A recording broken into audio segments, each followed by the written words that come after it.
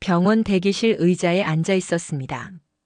번호표를 뽑고 화면을 보고 가만히 기다렸습니다. 옆자리 할머니는 딸로 보이는 사람과 함께였습니다. 딸은 엄마 손을 잡고 진료실 문 앞까지 따라 들어갔습니다. 저는 혼자였습니다. 괜찮습니다. 이 정도 검사는 혼자서도 충분히 할 수 있으니까요. 그런데 이상하게 그날따라 휴대폰을 자꾸 들여다보게 됐습니다. 카톡 알림이 올까 싶어서요. 아니, 사실은 알고 있었습니다. 오지 않는다는 걸. 검사 결과는 괜찮았습니다. 혈압도 정상, 혈당도 관리할 만한 수준. 의사 선생님은 건강하시네요 하고 웃었습니다. 저도 웃었습니다. 그런데 집에 와서 문득 생각했습니다. 이걸 누구한테 말하지? 자녀에게 전화를 걸 때마다 미안한 마음이 먼저 듭니다. 바쁠 텐데, 피곤할 텐데 방해가 되지 않을까. 그래서 통화 기록을 보면 전부 제 이름만 보입니다. 발신, 발신, 발신. 엄마, 무슨 일이야? 별일은 아니고요. 그냥 목소리 듣고 싶어서요. 아, 엄마 나 지금 좀 바빠. 나중에 전화할게. 알겠어. 천천히 해. 몸 챙기고. 끊고 나면 남는 건 정적뿐입니다. 나중에는 오지 않습니다. 알아요. 바쁘니까요. 저도 젊을 때 그랬으니까요. 부모님 전화 받는 게 부담스러웠던 때가 있었으니까요. 그런데 이상합니다. 이해가 되는데도 자꾸 서운합니다. 왜 항상 제가 먼저 연락할까요? 아침에 눈 뜨면 제일 먼저 하는 일이 휴대폰을 확인하는 겁니다. 혹시 밤사이 연락이 왔나? 아침 인사라도 있나? 없습니다. 그러면 제가 보냅니다. 잘 잤어? 오늘 날씨 춥다는데 따뜻하게 입고 다녀. 읽음 표시만 뜹니다. 답장은 한참 뒤에 혹은 아예 안 옵니다. 그래도 또 보냅니다. 내일도 모레도. 왜냐하면 안 보내면 이 관계가 끊어질 것 같으니까요. 제가 놓으면 그대로 사라질 것 같으니까요. 명절이 다가오면 먼저 묻습니다. 이번엔 올 수 있어? 엄마, 그게 이번엔 처가 먼저 가야 할 것 같아. 응, 회사 일정이 안 맞아서 못 갈 것 같아. 괜찮아. 그럴 수 있지. 엄마가 뭘 바라겠어. 그렇게 말하고 전화를 끊고 명절 음식은 반으로 줄입니다. 준비는 해야 할 것 같아서 조금만 차립니다. 그리고 혼자 혹은 남편과 둘이 먹습니다. 아무 말 없이. TV에서는 가족들이 모여 웃고 떠드는 광고가 나옵니다. 카메라 앞에서 손주를 아는 할머니가 환하게 웃습니다. 아들이 어깨를 감싸고 며느리가 음식을 나릅니다. 그 모습을 보며 생각합니다. 우리 집은 언제부터 이렇게 조용했을까? 언제부터 명절이 외로운 날이 됐을까? 그러다 문득 깨닫습니다. 아이들이 떠난 게 아니라 어쩌면 관심이 떠난 건지도 모른다고요. 몸은 여기 살아도 마음은 이미 각자의 삶 속에 있는 거라고요. 그리고 그게 당연한 건지도 모르겠습니다. 어른이 된다는 게 그런 거니까요. 그래도 조금은 슬픕니다. 돈 이야기를 하려는 게 아닙니다. 계산하려는 것도 아닙니다. 다만 문득문득 떠오를 뿐입니다. 학원비, 과외비, 유학준비금, 결혼자금, 집 보증금 보태준 것. 하나하나 기억나지 않을 만큼 자연스럽게 보냈습니다. 당연하다고 생각했으니까요. 부모니까요. 그 시절엔 행복했습니다. 아이가 원하는 걸 해줄 수 있다는 게 부모로서 뿌듯했으니까요. 힘들어도 괜찮았습니다. 내 새끼 잘 되는 일인데 뭐가 힘들겠습니까? 밤늦게까지 일하고 주말도 없이 일했습니다. 내 옷은 몇 년을 입어도 아이 옷은 새로 사줬습니다. 그런데 요즘은 생각합니다. 그때 조금만 덜 주고 나를 위해 썼다면 어땠을까? 여행 한 번 더 가고 옷 한 벌 더 사고 친구들 만나서 밥 한 번 더 먹었다면. 아니, 그런 생각하면 안 되는데. 자식 잘 되라고 한 일인데. 그래도 가끔은, 정말 가끔은 이런 생각이 듭니다. 나는 왜 내 인생에서 늘 두 번째였을까? 지금 통장에 남은 돈은 많지 않습니다.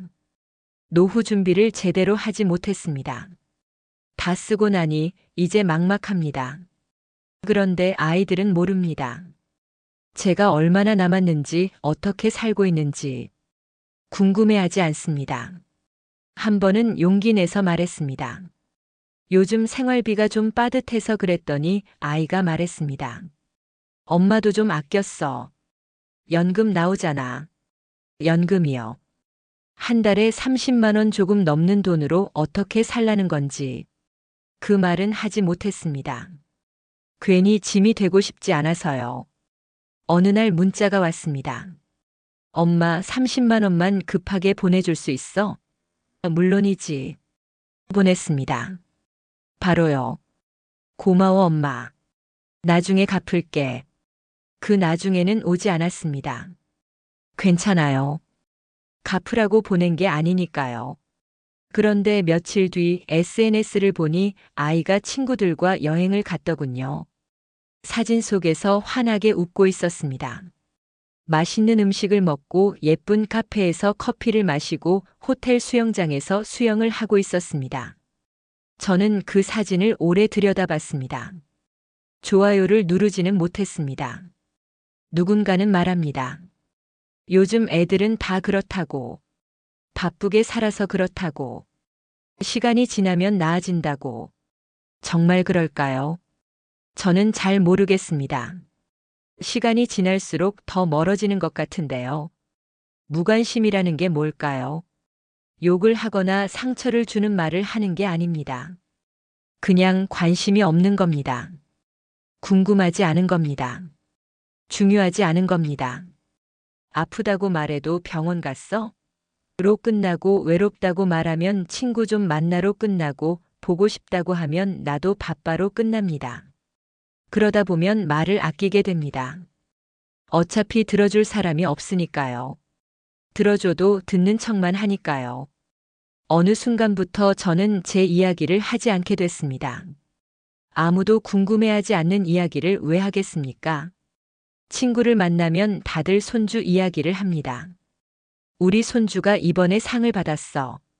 손주가 벌써 걷기 시작했어. 저는 가만히 듣기만 합니다. 할 말이 없습니다. 제 아이는 아이를 낳지 않았고 낳았다 해도 보여줄 것 같지 않습니다. 그래서 그냥 웃으며 듣습니다. 부러운지 서운한지도 잘 모르겠습니다. 집에 돌아오면 고요합니다. 남편은 TV를 보고 저는 부엌에서 설거지를 합니다. 저녁을 먹고 약을 먹고 뉴스를 봅니다. 그리고 잠들기 전 다시 휴대폰을 봅니다. 혹시나 하는 마음에요. 역시 아무것도 없습니다. 그래서 결심했습니다. 먼저 연락하지 않기로요. 처음엔 참는 게 힘들었습니다. 손이 저절로 휴대폰을 집었습니다. 카톡을 열었다가 닫고 전화번호를 눌렀다가 지웠습니다. 하루가 지나고 이틀이 지나고 일주일이 지났습니다. 아무 연락도 오지 않았습니다. 그제야 알았습니다.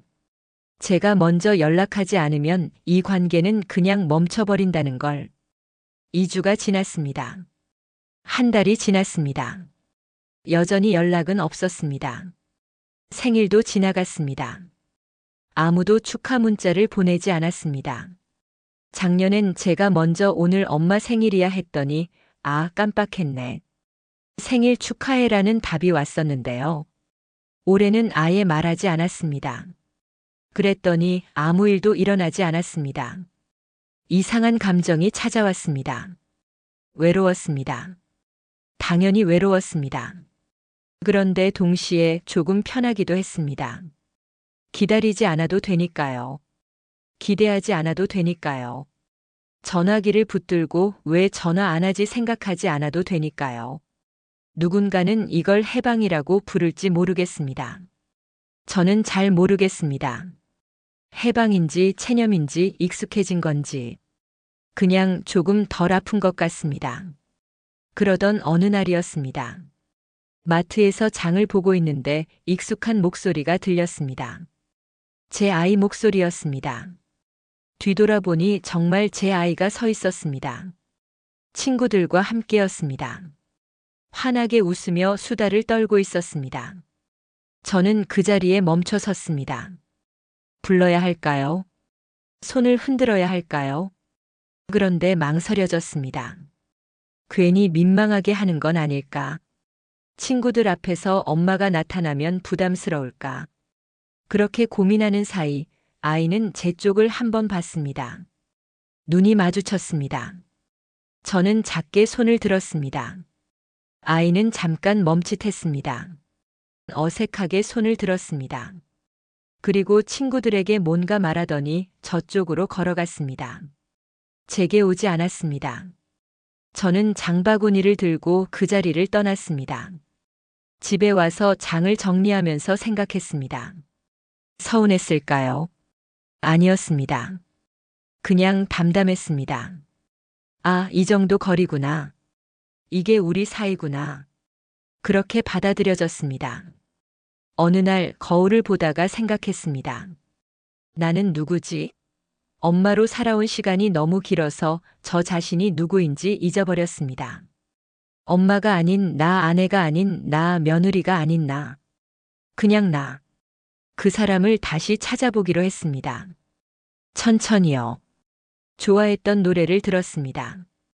오래전에 읽다 만 책을 폈습니다. 산책을 나갔습니다. 아무 목적 없이 그냥 걸었습니다.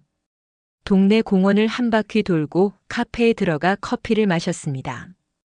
혼자서요. 처음엔 어색했습니다. 혼자 카페에 앉아 있는 게 뭔가 쓸쓸해 보일 것 같았습니다. 그런데 괜찮았습니다. 아무도 저를 보지 않았습니다. 다들 자기 일에 바빴습니다. 저는 창밖을 보며 커피를 마셨습니다. 그러다 문득 웃고 있는 제 얼굴을 발견했습니다. 아무도 지켜보지 않는데 웃고 있었습니다. 다음 날도 산책을 나갔습니다. 그 다음 날도요. 그러다 공원에서 산책하는 다른 분들과 인사를 나누게 됐습니다. 날씨 좋네요. 오늘은 바람이 선선하네요. 그런 짧은 대화들이 쌓이면서 조금씩 익숙한 얼굴들이 생겼습니다. 한 할머니는 저한테 말했습니다. 요즘 얼굴이 좋아 보이네요. 그런가요? 저는 거울을 잘 안 보는데요. 그날 집에 와서 거울을 봤습니다. 정말 조금 달라 보였습니다. 표정이요. 덜 굳어 있었습니다. 여전히 외롭습니다. 연락이 오면 좋겠다는 생각도 합니다. 가족이 그립습니다. 그건 변하지 않습니다. 하지만 이제는 압니다. 기다림으로 하루를 채우는 건 제 인생을 비워두는 일이라는 걸요.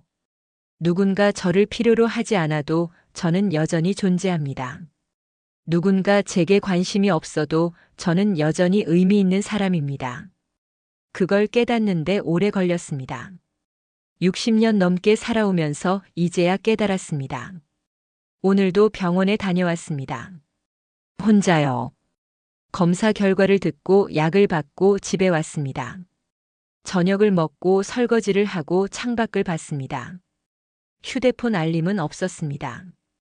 하지만 괜찮았습니다. 내일은 친구들을 만나기로 했습니다. 모처럼 수다를 떨 겁니다. 그리고 모레는 도서관에 가볼까 합니다. 새로운 책을 빌려서 집에서 천천히 읽을 겁니다.